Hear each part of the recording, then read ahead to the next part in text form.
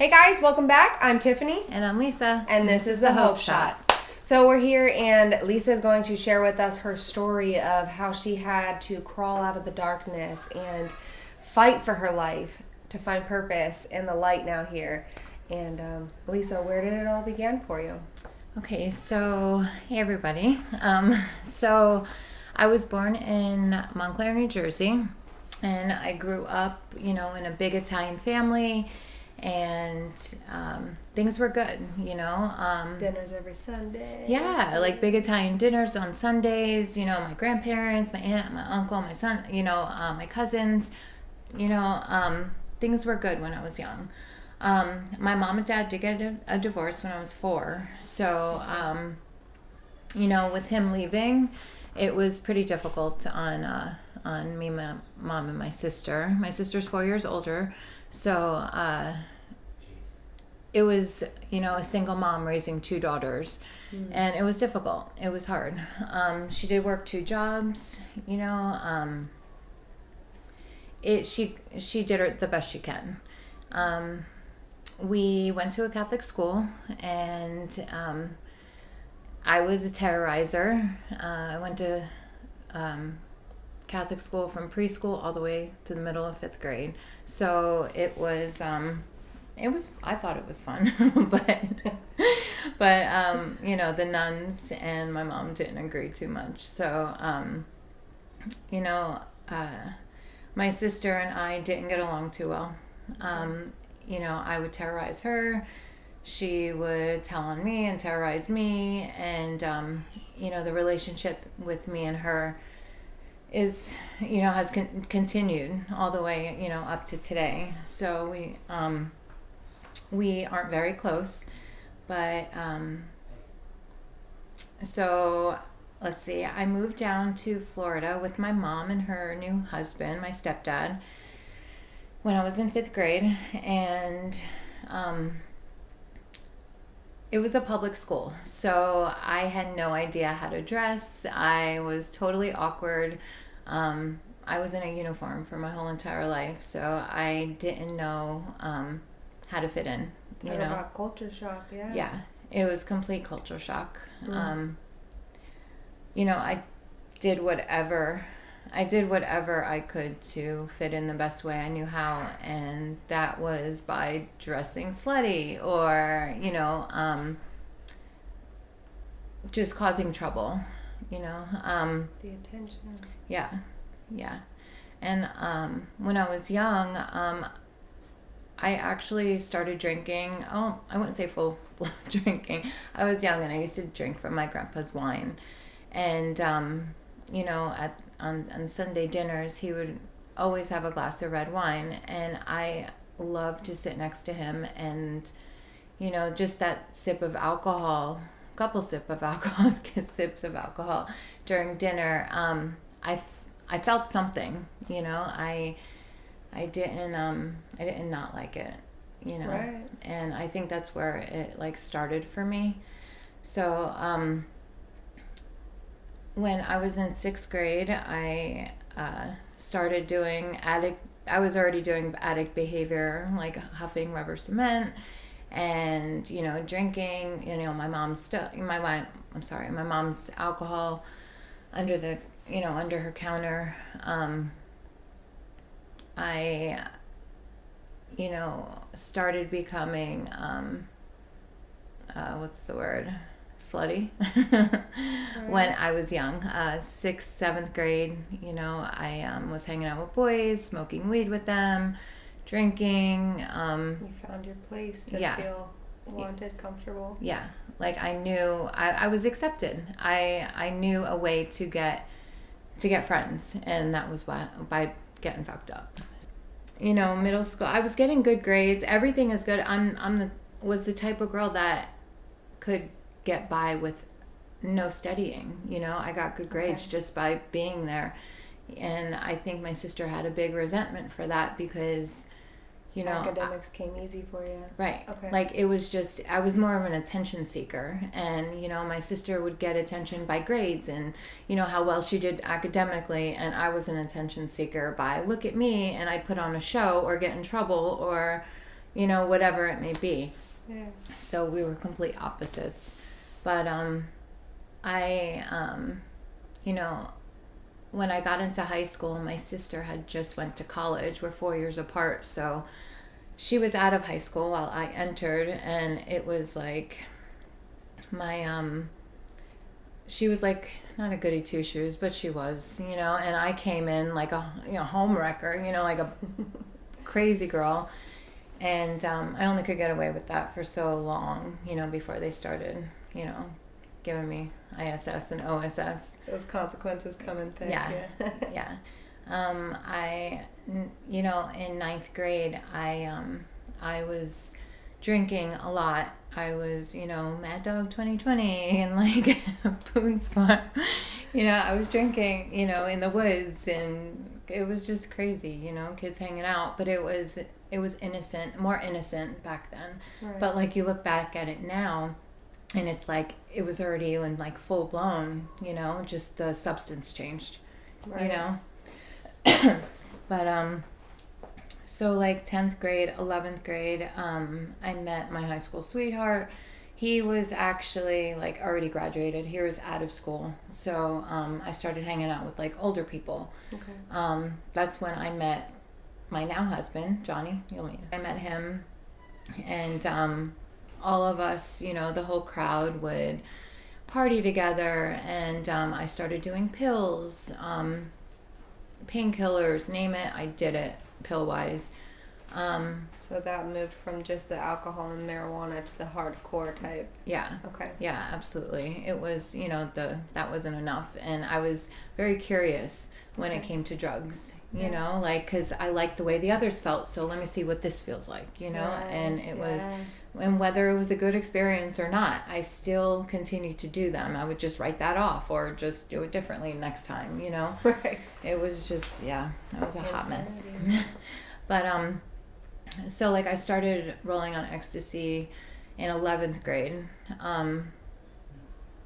It was like once I did that, it was like a whole nother world, and that was like my go-to. That was, we all would just go to parties and raves, and that's when, when I thought it was fun, because there was no consequences. I was still like living at home. I was still like, getting by. And I thought it was okay. Right. I thought it was okay. My grades were still good, even though I was partying. I still, in 12th grade, I ended up graduating after a mishap with some with some prescription pads, but I still ended up graduating with my diploma.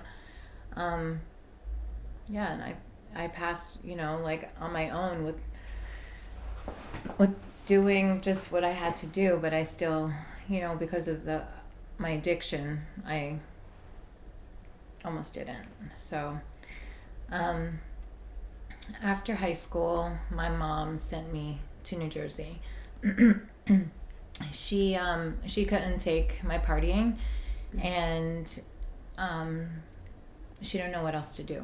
So she sent me up there to my aunt and uncle, and I caused so much chaos up there. I, stole their prescription pills, and I was drinking hard liquor, and I was a hot mess. I didn't know where I fit in anywhere. My mom was sending me off, and then I was like partying, and I was just living it up on my mom's expense and partying it out and kind of just not caring, just going. And really, that's all you knew. I mean, at that point. Yeah. It was, where was the next party? Right. Who can I meet to get the drugs? Because I could spot them. You could find, when you're in your addiction, you could spot who's on your level. So Right. I found them up in Jersey for sure. I moved in up north, and then came back down after a year, and I lived at home at first, and my mom couldn't take the way I was living. I was staying out for days and then not. And then when I did come home, I would sleep all day. I would be locked in my room with black lights and the door locked and techno and strobe lights, and I was partying. It was fun back then because I was still young, and I didn't see any consequences yet. Right out of high school and just living life. Yeah.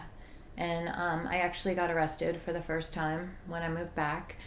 Some petty theft, at Walmart. And I was so afraid to even call my mom because I've never been in jail before. But I needed a ride home it was in Pinellas County. And I needed a ride home, so I call her. And she told me to walk. And I was like, but I finally found a ride. But she was so mad at me, and it was like, it's just a petty theft. It was nothing, It didn't scare me, nothing. But let's see. After that,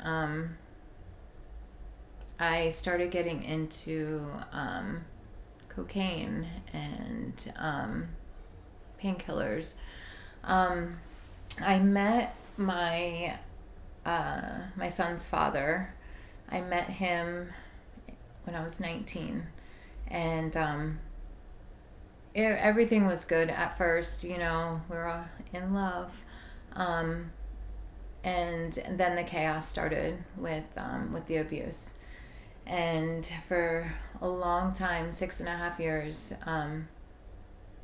there was a lot of abuse, a lot of attacks. It was like the cycle of abuse. How it goes: the honeymoon, the nitpicking, and then the explosion. And it's just I was trapped, and I was so heavily using drugs that I knew what was happening, but I was covering it up with drugs.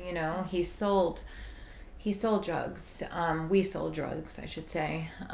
We had roommates that sold, and it was just it was at our fingertips. And we went to clubs and we did this, and there was all these honeymoon parts of it, but then in the shadows was the abuse. I've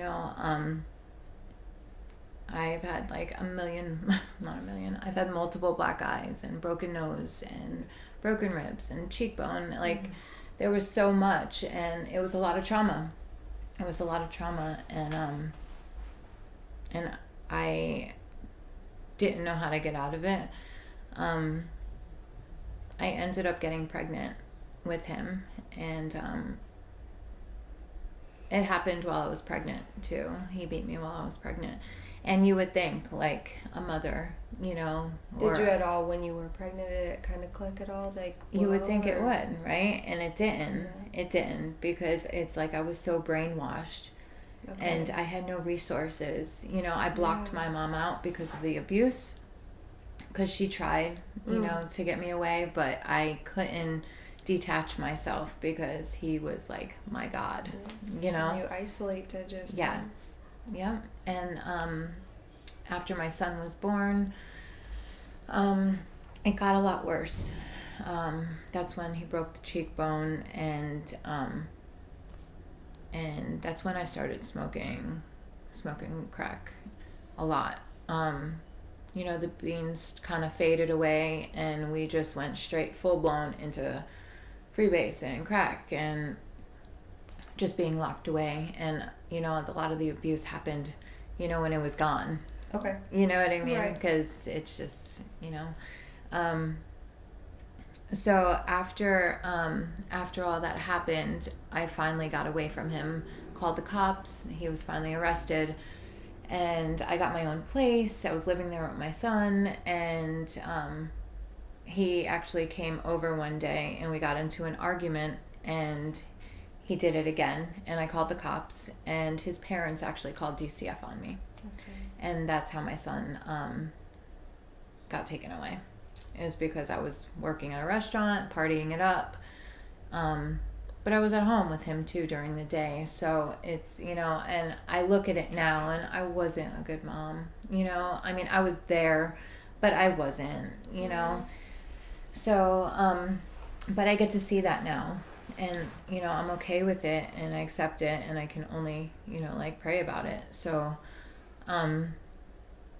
let's see. So after my son went with my mom. I kind of faked my way through a case plan. I would go to like meetings and therapy and all this stuff, and I would like skirt by the like skin of my teeth, with drug tests and covering it up and smoking weed and then walking into an AA meeting, like, God, like I think about that now and I'm like, holy crap. Like, I know those people who walk through the doors, like and I was that person. I was that girl, and it's sad, but it's part of my story. So what can I say? It's where we were at in that moment. Exactly, it is. It's part of your journey. So I ended up giving up my rights to my son. That was probably like the hardest thing that I ever went through, on top of the abuse, all of it, I can only imagine. It's a wound that just never heals. It doesn't. And at that point, it's just like no will to live, almost. Exactly. Like he was my alarm clock. He was my purpose. He was my, even though I was using, it's still your baby, and it broke me. I spiraled out of control. I was crazy. I was trafficking cocaine across the country through customs, risking my life, like seriously risking my life, and I didn't care.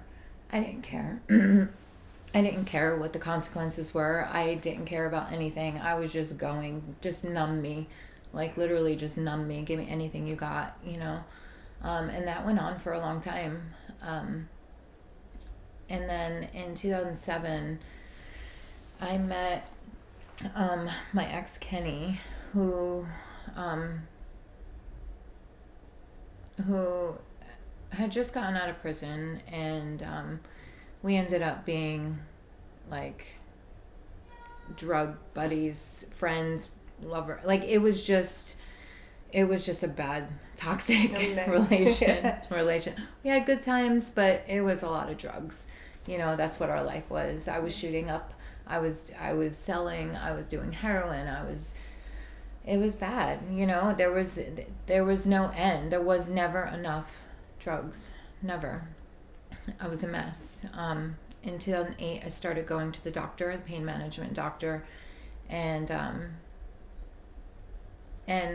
after that, it was like, okay, free ride, and it's legal. Doctor said I could have it. I'm okay. I hear that all the time, and it's like, that was me. I was that person saying it's okay because the doctor gave it to me. Yeah. And it's like, having a script with your name on it is like having like a badge. You know what I mean? Yeah. Yes. And it's like, yeah. But I lived for my doctor's appointments. Like, doesn't matter what month it is, as long as I know what day it is. That was my calendar, was my doctor's appointments for 8 years. It didn't matter what day, holiday, as long as my doctor's appointments were priority, we're good. Such a mess with that, sell, buy, trade, this, that, and never enough again. And a lot of this, like you said, was due to not having the care for your own life. Yeah. Because of everything that had happened prior. Yeah. I was just covering up all the pain that I've had. And like, and I would blame, everything was, oh, well, I got abused. Oh, well, my son got taken away. Like, give me more. Or don't you feel bad for me? Let me get this. Let me get that, Yeah. My mom, she had to literally move away. With my son, she moved to North Florida and had to get away from me because, she would pay my rent. She would pay my bills. She would do this. She bought a duplex that I burned down. Like, she did all this stuff for me, and it was like she could do nothing that would save me. I'd have to do it myself, and she didn't know what to do. I'm the black sheep. There's no other addicts or alcoholics in my family. Okay. None. It's so crazy, like there's occasional weed smoking and all that stuff, and maybe my dad who's a hippie, you know, acid dropping, you know, but like nothing like nothing like me, you know, nobody like me. And so I was a straight outcast, you know. I wasn't invited to family functions. You know, I ruined my sister's graduation party by them finding a crack stem in the bathroom, and I was passed out on Xanax in the living room. Like, it was, I've done some horrendous stuff to my family, you know. It sucks, but you know, it is what it is, and I made my amends that I could make, you know. But the beautiful gifts of recovery. So I mean, after those 8 years, then. Yeah. So, well, during those 8 years, in 2012, my mom passed away. And then I was like barely present for that. I showed up at the hospital, and that was like, it was all about me. You know, it was all about, like, I was hysterical crying. I gotta see her. I gotta be in the room. I gotta do this. Nobody, you know, I wasn't even there to comfort anybody. It was just, all me, you know.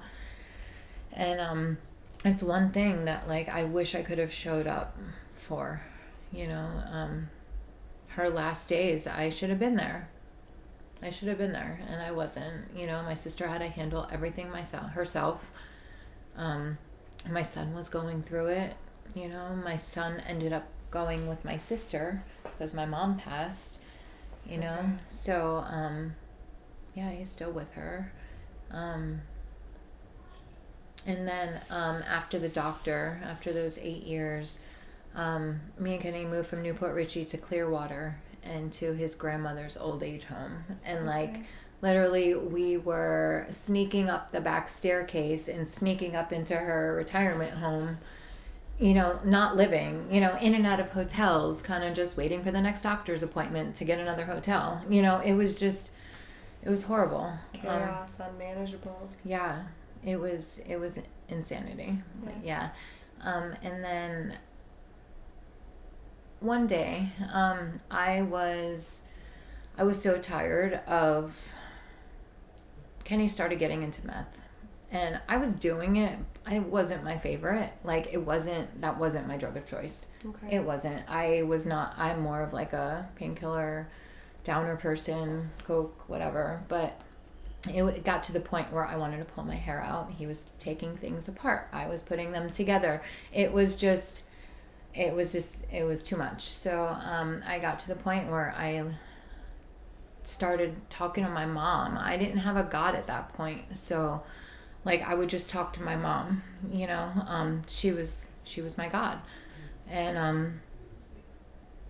I just had that moment of clarity where I was just like, God, Mommy, please get me out of this situation, get me out of here, like, help me, you know. And I remember like looking out the window, and I remember like this moment like it was yesterday, and that's when like something just happened, just came over me, and I reached out to Johnny here in Ocala, and I asked him how he got sober. I asked him how he did it. How did he change his life?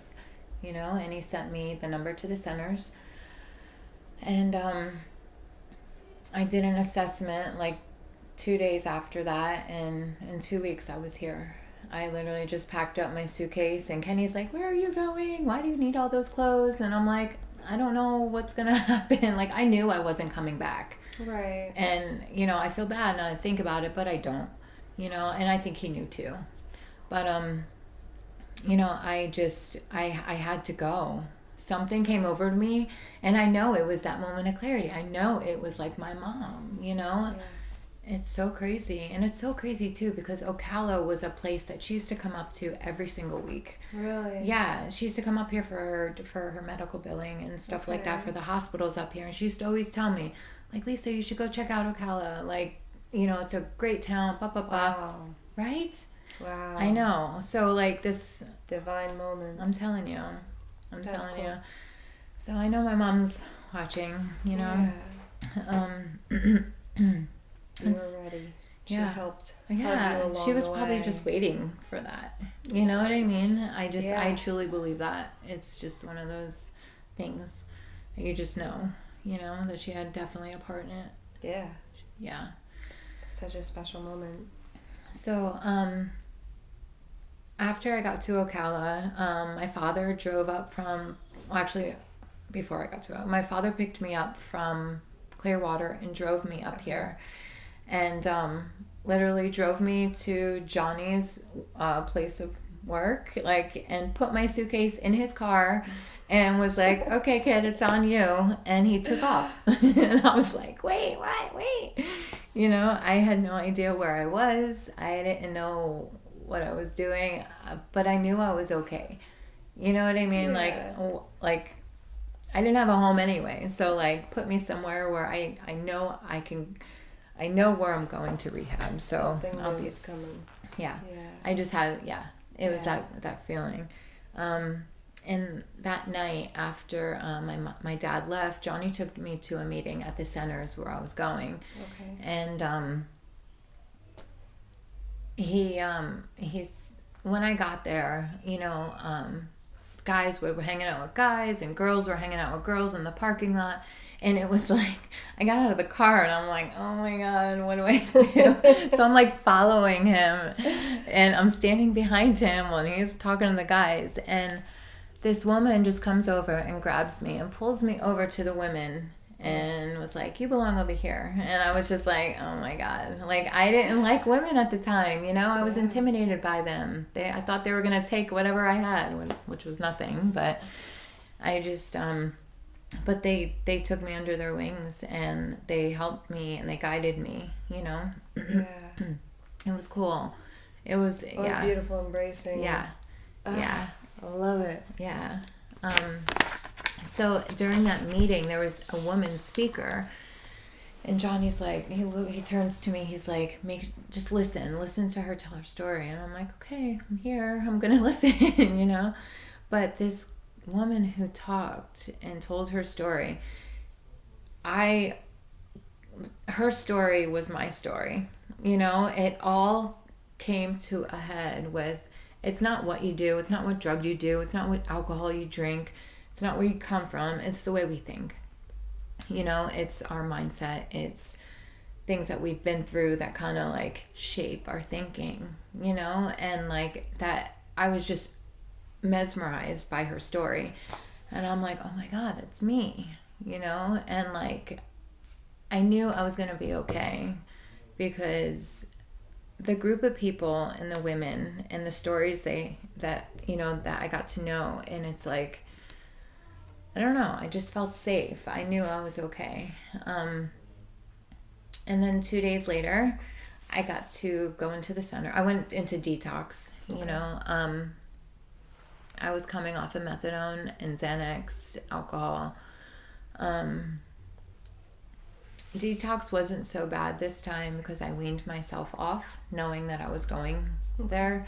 So I hear some stories and I'm like, God. But like, I feel like, you know, like when you get arrested and you know you can't have another cigarette, you know, and it's almost like it kind of fades away, like, okay, nicotine's done, you know. It's almost like that. And it's like, I think that was more like, I knew I was done with the drugs, and it's like my body was just like kind of flowing with it, and the detox wasn't as bad as I thought it was going to be, and it was like truly a blessing. But after like 5 days in detox, I went to the centers. They came in, they walked me over. I was scared shitless because I've never been I never been in rehab before. I had no idea. I never even tried to get sober before. The only time I was sober was all the time I was in jail, which was a lot. But even then, I would try to get people's meds, you know, like I've never tried to get sober before. So rehab was the best thing that I ever could have did. I had so much fun, and you know, I got to experience like laughter, and I got to start to know who I was. You know what I mean? I worked on my trauma from my abuse, and I just became a sponge for everything that we talked about. You know, I just absorbed everything, and I didn't share a lot because I wanted to listen, and I didn't know my story was, you know, like, I thought it was worthless. So my story didn't hold any worth yet. You know, I didn't think it was meaningful in any way, shape, or form. I was ashamed of it. Right. You know? Of course. So after 4.5 months in rehab and trauma therapy, I got through some therapy about my abuse. You know, I worked through that, you know, doing a peer group, and I got to release it, you know, when I was telling my story to my group, and when I was telling it, I started crying, and like this guy in my group, this guy in my group started, like, he stood up and he's like, "I'm so sorry, I'm the abuser, and I'm so sorry," and he was crying, and like all I could picture was my ex's face on his face. And like I just broke down and we hugged, and it was just like this releasing experience. It was just one of those spiritual experiences that I'll never forget, you know. And every time I see him, I'm like, you you helped me, you know. After 4.5 months at the centers, I went into a halfway house for 11 months. I was there 10 or 11 months, and that was an awesome experience. You know, I thought that like going to a halfway house at 36 years old, I mean, that's so like, you know, like, but literally it was the best thing ever. I had no idea that living with other women and gaining responsibility and having accountability, and you know, having to go to meetings every single day unless you get kicked out, you know, it was just straight accountability. I got to start working at the restaurant that I was working at for 4 years. I worked my way up in the ranks there. I was a server and a hostess, and I did the marketing, and then they asked me to be manager, and then salary manager. So I was there for 4 years. That place helped me grow more than anything. You know, I used the tools that I learned in recovery, and I applied them in my life. It's not just recovery, you know, it's integrity and just like all this stuff. And I got to help some people there, which was pretty amazing. Wow. You know, So I mean, in recovery and finding a new way to live, you literally got to help other people find theirs. Yeah, and it's almost like I was placed there. I kind of feel like, you know, there's a lot of broken people out there, you know, and like I was like the mama hen, you know, and like people would come to me with all their problems, you know, but I loved it, you know. I was that light, a purpose for others. I was just being what recovery gave me. You know what I mean? That's just being me, and like this person that I never knew before. And like in 2018, me and Johnny ended up getting married. We have built a life that is beyond our wildest dreams, you know. We used to run together on the streets, so to live in this life today is almost it's indescribable. I don't even know a word that can describe how happy we are in life, you know.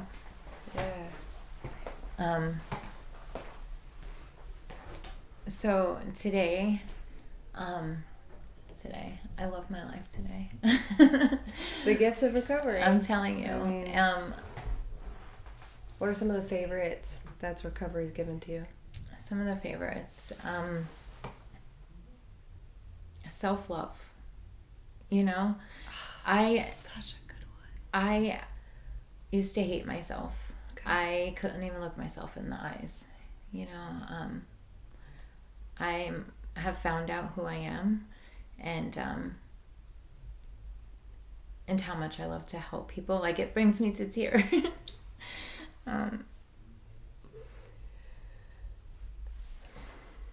It's almost like I was afraid. So I had so much fear in the past of being who I was, because I didn't know what to do with myself. I didn't know anything. I just knew drugs, and today I know that seeing people get healthy and get well and see the light in this recovery world, it's like nothing can describe that feeling. My marriage is healthy. I couldn't hold down a relationship for nothing that was actually built on honesty and trust and understanding and a foundation. There was never a foundation in my life. I was like this, crazy. I didn't know anything. The relationships I have with women, they're true. They're sincere. I love them. Friendship. I never knew what that was before. I did. I had a friend that passed away who overdosed, Corinne. She was my bestie from high school. Okay. And I never thought I would have a friend like her again. I kind of blocked out like friendships when it went after she passed away, because it was like nothing will ever compare to that, know. But like today, it's not the same relationship, but it's every relationship is different. Right. And Corinne, she sits on my shoulders every day and helps me through my days. I talk to her all the time. I'll see something and I'll be like, I see you, Aww. And it's like, she would be so proud. But I believe like the clarity, the awareness in my life of how I act, that's from the steps. Doing the steps has put everything on the table. I found my God. I was brought up Catholic, yes, but I didn't know what that meant. I was just going with the motions, with the uniforms and the nuns, what they tell us to do. And I didn't pay no mind to it. I'd go up for communion just to get out of my seat. That's what I did. I didn't know what anything meant, Right. And it's like now I have a God, and He is everywhere, and He is everything, and I see Him, or it, or whatever you want to call it. I see Him everywhere. And it's like, I can laugh at myself today. I can like see things and be like, okay, you think you're funny, and it's okay, The clarity of, yeah. And like, even if things go wrong, they're not wrong. It's a situation that can be fixed, or can be helped or whatever, Like you said, now we have those tools to use and apply to it, to work ourselves through that situation. Yeah. And I was just talking about this at a meeting, and it's like, I really honestly feel like actually I heard it at a meeting. Somebody was speaking. In the book, it says that you're shot to the fourth dimension. When you finally have that awakening, that spiritual awakening, and you're shot to the fourth dimension of life. And and like, I feel like the fourth dimension is like growing up and actually using the tools that we get in this program, and actually being an adult with like everything you need to get through it. Unlike some people who don't have the tools, who look at life a completely different way. We're the lucky ones that have lived on both sides of the fence. Yeah. We know what the worst looks like, and now it's time, now we're in the light, and it's like, it's incredible. It's pretty amazing. It's incredible. It's pretty amazing, because no matter what situation, it's like, I get it, and if I didn't experience it, I'm sure I know somebody who has, or I can help you and point you in the right direction on where to go, and it's just, I love it. Awesome. Well, Lisa, I can't thank you enough for sharing with us your story. And if any of you are listening and would like to reach out and ask for help, please do. That's what we're here for. Please like, subscribe, ring the bell so you don't miss our next episode. And this has been your Hope Shot. Lisa, thank you for sharing. Of course.